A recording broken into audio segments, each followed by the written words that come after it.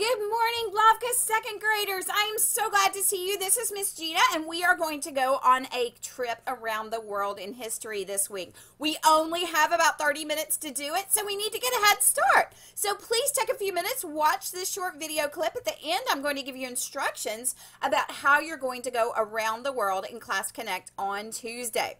So be sure to join me. This is something new that we're going to do. You're going to move yourself around in those breakout rooms. But in the meantime, let's talk about Christmas around the world. Some of you may not celebrate Christmas, but even if you don't celebrate Christmas, it's part of what we do in history is to learn about cultural events across the world. And just like some of you don't worship Greek gods and goddesses, like some of our historians did in the Roman Empire, we still learn about it. So let's get started and go ahead and get going. All right, in America and Canada, these are the first two countries we're going to learn about. Christmas is celebrated on December 25th in both countries. Many families decorate their homes with lights and Christmas trees. I have a few of those around here myself. On Christmas Eve, children set out cookies and milk for Santa Claus.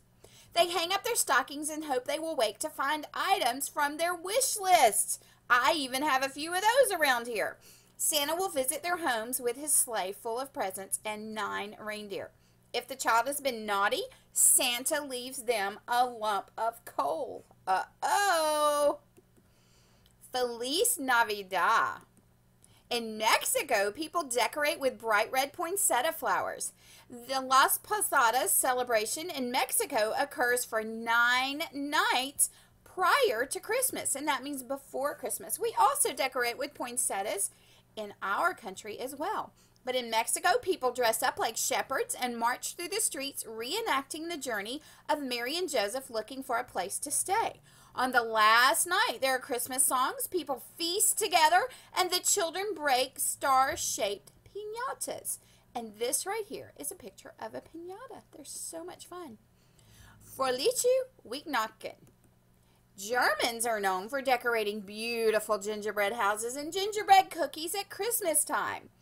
Christmas trees are also very popular in German homes. Look at that gingerbread house. Oh my goodness. The Germans open up their world-famous Christmas markets for the holiday season. People in Germany are undecided about who brings the gifts to the children at Christmas time. Some say it's Father Christmas, while others believe it is an angelic-looking girl named Christkind. And this is a picture of her right here. So they don't know who it is. Is it Father Christmas? Or is it Christkind? Feliz Navidad! In Spain, families celebrate Christmas on the 25th of December. They also celebrate the Epiphany on January 6th. The 3 wise men travel with camels to the house of each child. They bring gifts, just like they did for the baby Jesus. So that is on December 25th, and then Epiphany on January 6th. The 3 kings leave presents for the children in their stockings and shoes. Families keep their Christmas trees up until the 6th of January in honor of the Epiphany. Families decorate the wooden nativity sets in their homes. Yes, I've always heard of this. You put your shoes outside and they leave presents in your shoes. Happy Christmas! In England, Santa Claus is known as Father Christmas. People decorate their homes with lots of evergreen, that means trees that are green all the time, and wreaths and things like that, and holly at Christmas time. Lots of greenery. The holiday tradition of singing Christmas carols started in England. The rich people would give treats to the carolers who came knocking on their doors. One treat they handed out was figgy pudding. Figgy pudding is not like pudding in America.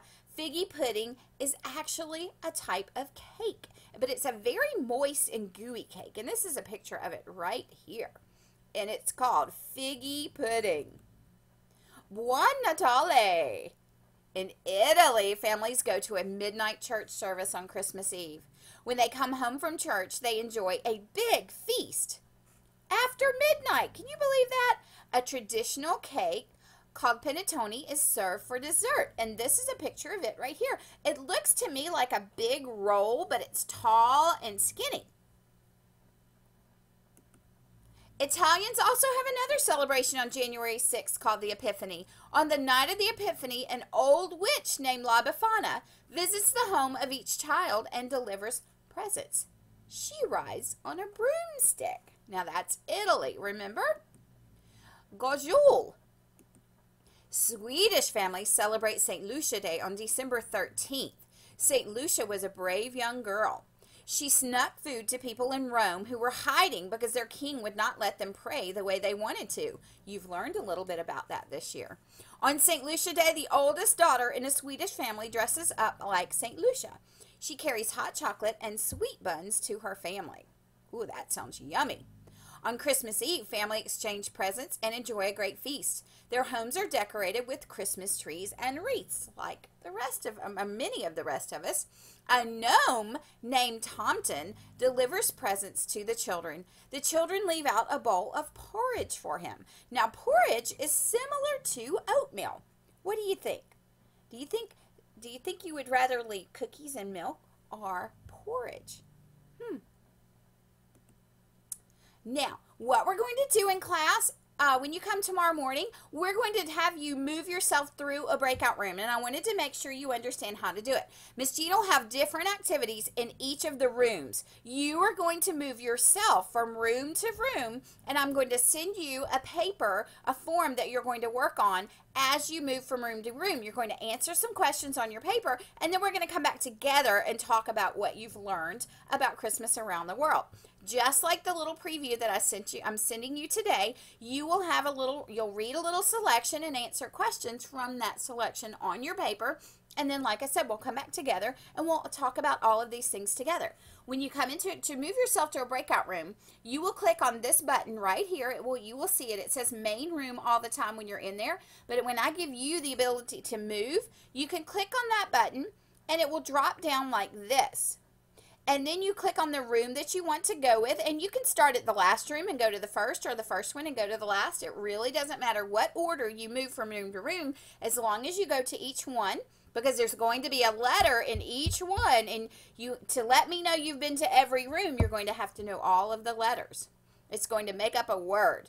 But that is how we're going to do it. When you click on a room, you choose a room, it will show up here and it will put you in that room. When you finish the activity in that room, you'll click on this again, the same button. You'll choose another room and then you'll move to that room. Not hard at all. Going to be a lot of fun, so make sure you join me tomorrow morning at noon and we will have some fun traveling around the world together. Love you guys, and I will see you tomorrow.